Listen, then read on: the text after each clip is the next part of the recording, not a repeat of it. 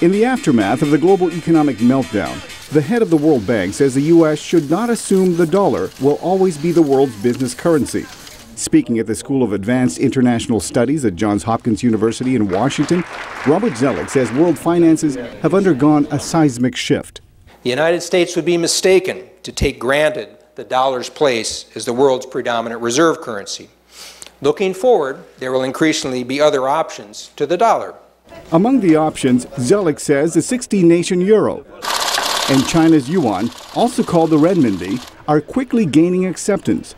Zoellick cites China's recent move to list foreign companies in its stock exchange as a step towards making the communist country a global financial powerhouse. China is making it easier for trading partners to do business in renminbi, for example, through currency swaps. We are likely to see this shift in the world of investment as well. Zoellick also questioned the role central banks played in the economic crisis, and he injected himself into the congressional debate over how much power the U.S. Federal Reserve should have, saying the Treasury Department may be better suited to regulate the U.S. financial system.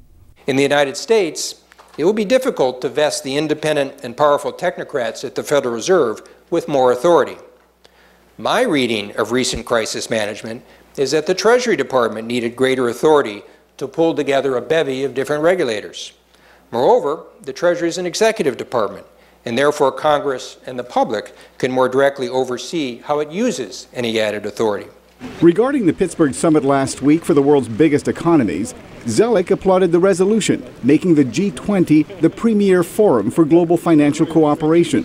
But to maintain legitimacy, Zoellick says the major developed and developing nations who make up the G20 must recognize the voices of the 160 countries left outside.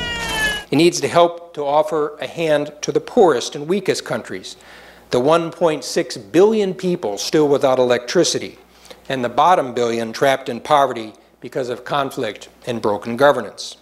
Zoellick's comments come as the World Bank and the International Monetary Fund prepare to hold meetings in Istanbul next week. Arcega, VOA News.